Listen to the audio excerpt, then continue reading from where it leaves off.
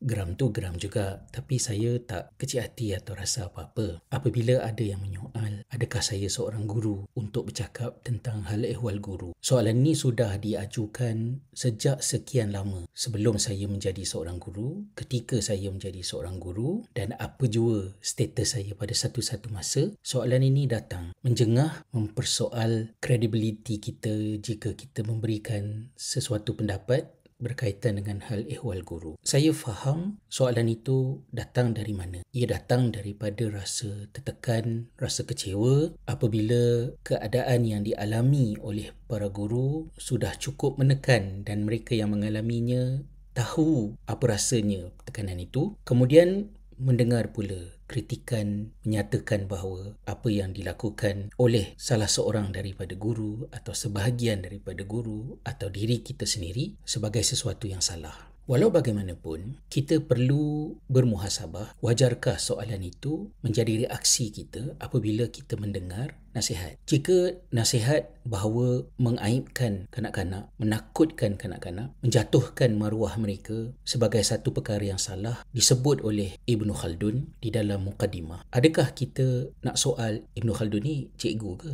Jika teguran supaya guru tidak menghilangkan harapan murid-murid untuk belajar apabila pelajaran diterangkan dalam bentuk yang budak-budak tak boleh nak faham dan nasihat itu datang daripada Hujatul Islam Imam Al-Ghazali, adakah kita nak tanya pada Imam Al-Ghazali, kamu cikgu ke? Kalau nasihat itu datang daripada Nabi SAW yang menunjukkan teladan 180 darjah terbalik daripada apa yang kita buat, pada menyatakan bahawa yang kita buat itu bertentangan dengan cara Nabi, adakah kita nak kata Nabi tu cikgu ke? Dia faham ke masalah kita? Menyoal siapa yang menyampaikan nasihat itu bukan 100% salah, tapi banyak bahayanya. Nasihat-nasihat itu datang daripada sama ada sains ataupun agama, tapi dia datang daripada niat yang baik supaya kita tidak berada di atas jalan yang salah ketika melakukan satu perkara yang mulia. Maka kita kena sambut nasihat seperti yang Allah Ta'ala sebutkan dalam Quran. Berikanlah peringatan kerana peringatan itu bermanfaat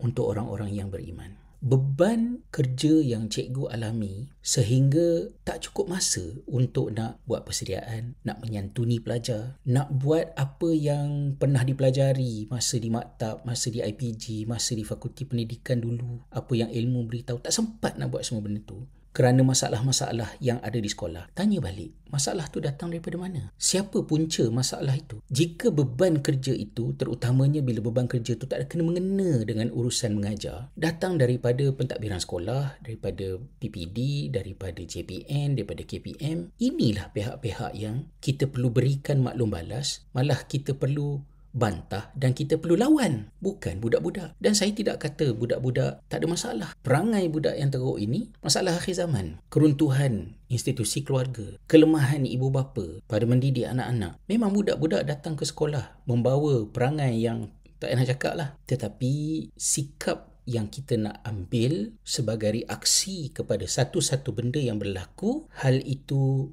terpisah daripada faktor-faktor ni tadi. Terutamanya jika kita menjadikan hal-hal ini sebagai alasan untuk kita membuat pilihan yang Allah tak suka dan kita play victim. Kita tengok balik kepada ayat Al-Quran, macam mana Allah jawab bila ada yang memberikan alasan tidak dapat mentaati Allah kerana tak boleh nak berhijrah, berada di tempat yang menyebabkan mereka tidak boleh mengamalkan apa yang sepatutnya mereka amalkan. Allah tak simpati. Bukankah bumi Allah ni luas yang kamu boleh berhijrah? Maka bila guru-guru terdesak, tertekan, semua perkara tersebut benar dan kita kena menyalurkan kemarahan kita, rasa tidak puas hati kita, bantahan kita kepada pihak yang menjadi punca masalah itu dan bukan kepada anak-anak yang berada di dalam perkhidmatan kita, bukan hanya sebagai quote-unquote customer, tapi sebagai amanah daripada Tuhan. Banyakkan bersabar, kuatkan semangat, dan jika berada di situ menyebabkan kita buat dosa, kita buat jenayah, bumi Allah ini luas yang kita boleh berhijrah.